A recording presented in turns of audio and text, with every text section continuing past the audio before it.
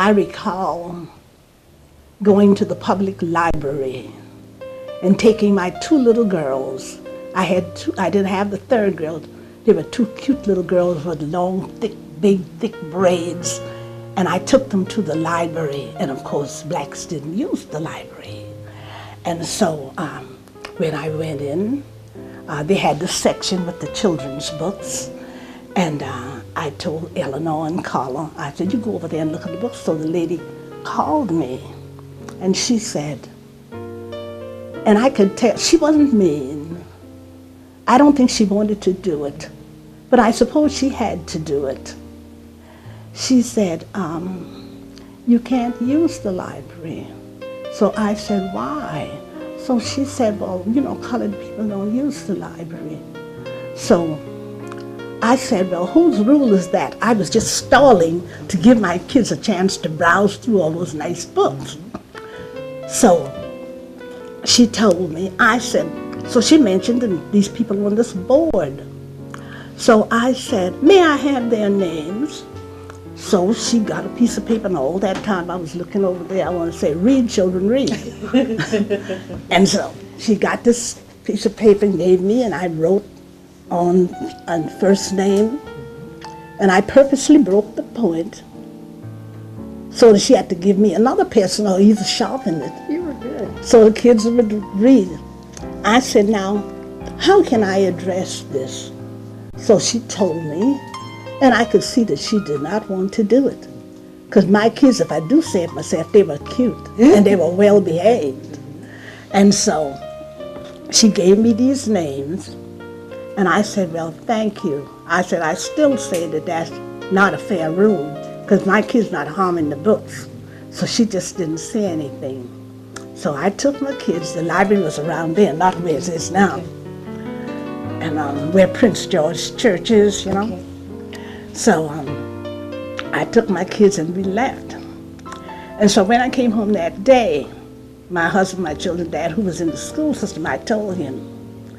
So he said, do you know you could cause me to lose my job? You know, Georgetown, we have never had racially,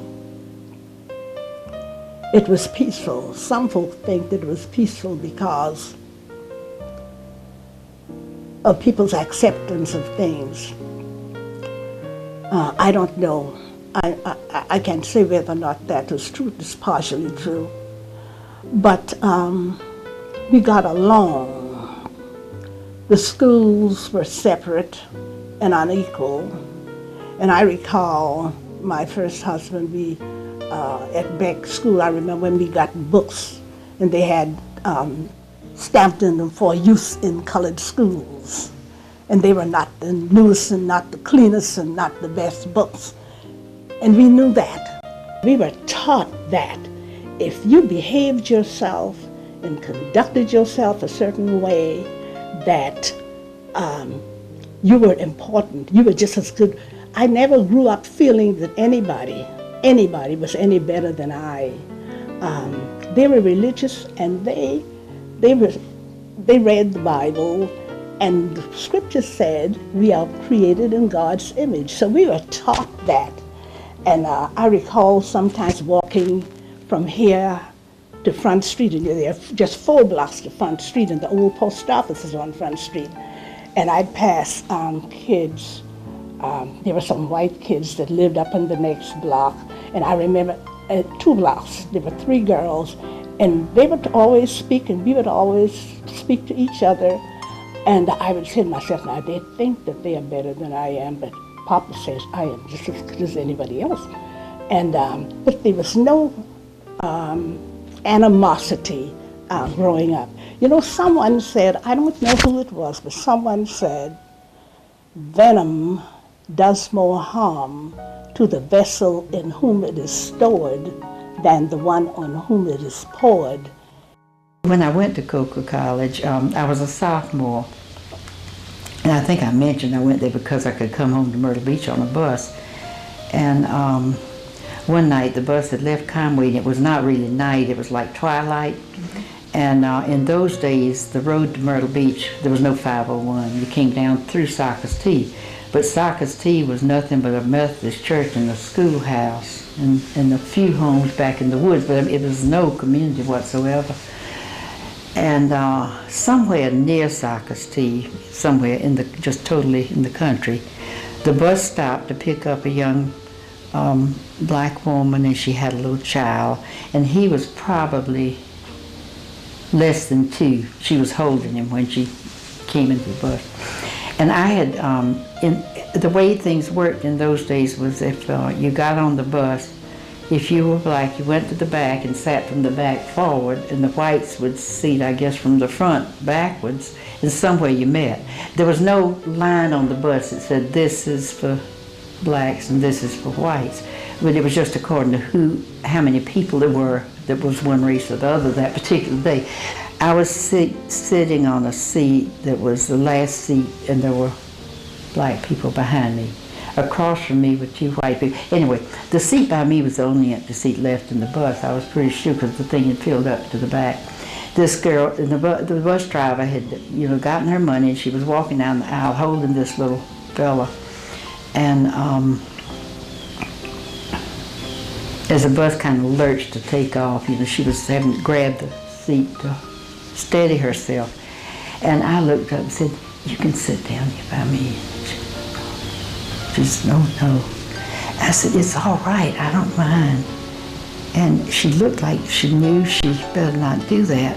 And I was so wrong to do what I did. But anyway, I said, it's all right. And she sat down. And the bus driver in the mirror saw her sit down, and he hit the brakes. And he yelled at her to get up. And I said, it's all right. I told her she can sit by me. He said, then I'll put you both off out here in the country. And he frightened us both. But I mean, I know that she was far more frightened than I was, even though on the other hand, she wasn't far from home because she'd only been on the bus. But I mean, I really thought he was going to do that. He didn't, but he made her get up and hold that child till we got to Myrtle Beach with the empty seat sitting by me. And, it's things like when you're young and things like, I mean, you don't forget that, and it was wrong, and it should change. And I think that there's so many people, in the younger generations now that wouldn't believe that that's the way it was.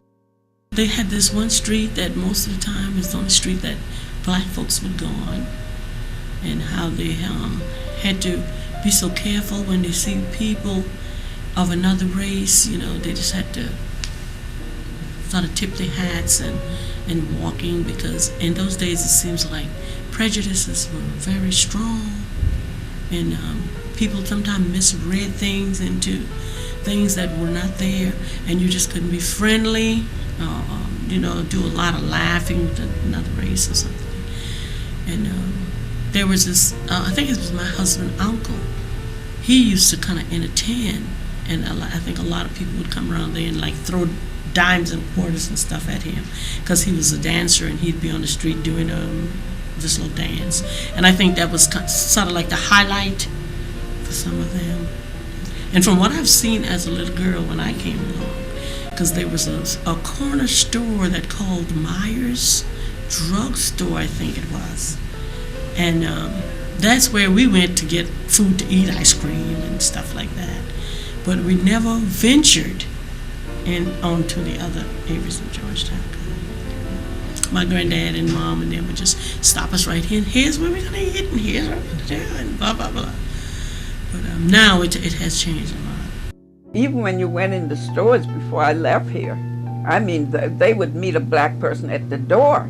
You went into a store to make sure they direct you where you didn't come in contact with white shoppers or any of that. There was no eating in restaurant together. That was a no-no. As a matter of fact, when I was coming down from New York going to Louisiana, there were about 5 of us in a station wagon, and somewhere around Greenville to cross to go over into the Georgia state. 2 of us, another young black woman and I, we had to go to a restroom. The only thing we saw was a restaurant. So we march up to the door to the restaurant and go, oh my God, it happened to be white. So at that time, they were not eating together. So the manager came to the door with a big thing like a baseball bat. He says, "We don't serve niggers in here." So me with my big mouth, I said, "That's okay, because we don't eat them, right? We just want to go to the restroom." I said, "We don't serve niggers in here," he went on. This other woman, she went running back to the station wagon. And when I start a fight, I have to finish it. So I'm standing there yelling and going with the man, you know. I said, "I want to go." "Didn't you hear what I say?" I said, "You didn't hear what I said. You say you don't serve niggers. I say I want to go to the restroom." So then I said, "If you don't let me go to the restroom," and I made believe like I'm going to open up my zipper. I said, "I'll do what I have to do right here." And he said, "Okay, if I let you go to the restroom, you promise you'll only go to the restroom?" So he let me in to go to the restroom. So all of that was prevalent in the South, and in Georgetown it was the same way. You had to go to the back door. Even when you go to buy a ticket, go on the bus, you had to go to a back window to buy your ticket. The whole thing, the restrooms were not integrated. So when I came back here, I mean, it was glorious, because you couldn't tell black from white, this from that, the whole bit. Changes were being made all over, and Georgetown was one of the places that were making those changes that were satisfactory for people, and children growing up together is much better than all that other stuff that was going on. A number of us had moved to New York by the time schools got integrated in Georgetown. So one of the persons who moved to New York, she used to get the Georgetown Times. So it says the schools were integrated. We couldn't believe it. She read it, she mailed it to somebody else. I got it in the mail from somebody that I read it, I sent it. That thing went all over New York. We could not believe that schools were integrated. And there was no marching, no protest, no anything, right? We couldn't believe it. So things were changing in a way that, because I had been on project in Louisiana where they put the dogs on you and all that. Nothing like that had happened in Georgetown. And by the time I moved back here, you know, people were in churches together, in schools together. That was a no-no. Race relations, I think they're better now than they've ever been. I really do. And I think it's built on equality. I think we're in so much better shape. I would not relive those old days for anything.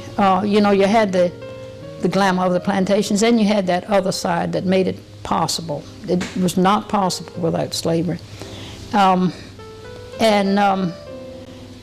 It's something you just have to face up to. Everybody knows there's a terrible injustice.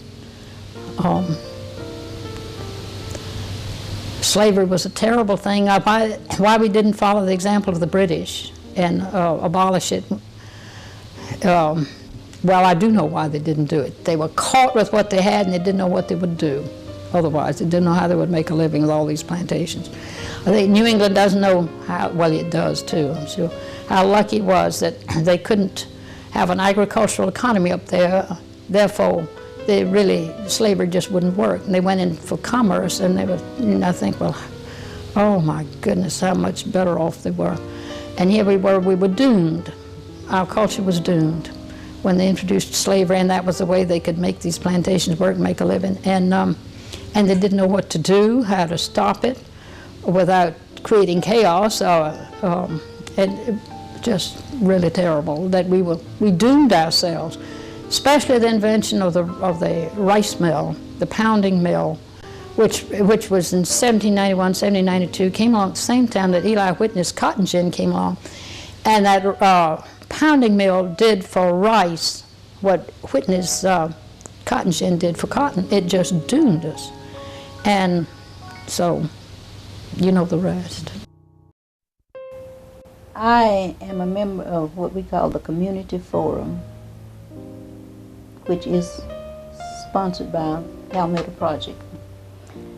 One of our aims is to improve or foster race relations here. We've been meeting and eating for the last 4 or 5 years. But we still see the same group of people. I would like to say race relations have improved in Georgetown. But when I hear, I guess I say they have improved for me because of my involvement with the people. But for so many people who don't have this involvement with them, and when I hear them talking about their problems, sometimes I wonder whether it's just on the surface, and it's not down under there that race relations have improved. We would like to think that they have. Now, I know there's been quite a bit of building in the city, improvement of the structures, improvement of the streets down on Front Street. You heard about our streetscape, revitalization, Front Street especially. But those people who live on the West End are always complaining about how they are left out of the distribution of funds and the improvement of the city. When I was a student, the history of the Negro in South Carolina and the history of South Carolina was, well, there was not a great deal in the scholarship. Now there's been a great deal of intellectual curiosity, and a great deal has been written, and a great deal is being written, and it's still just scratching the surface. And it's a section that is very rich in history. The people in the section have a quiet dignity, and intellectually they are very smart and have made outstanding contributions wherever they have lived in a very quiet way, and not a great deal has been said about it.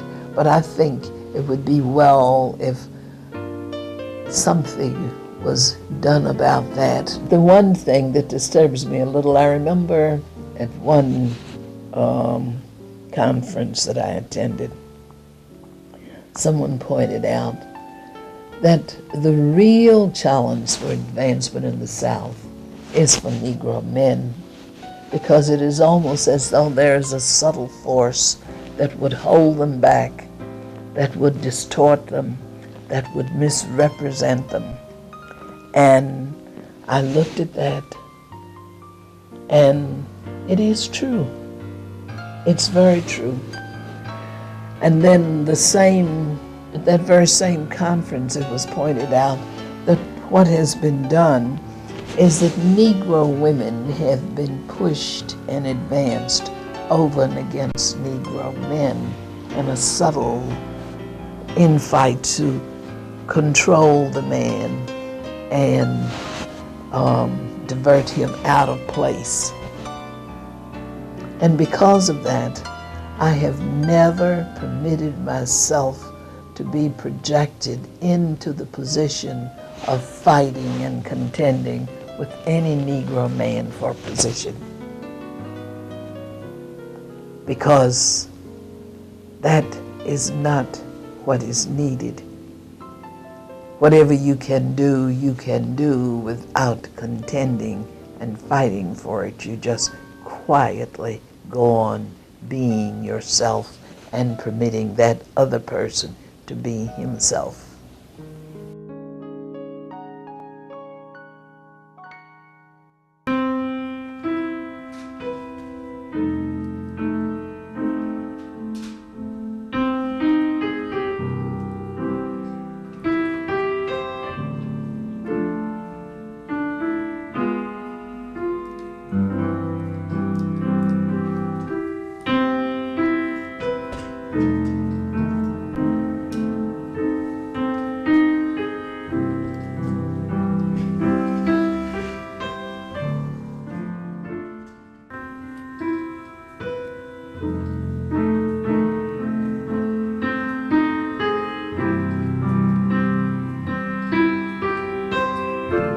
you.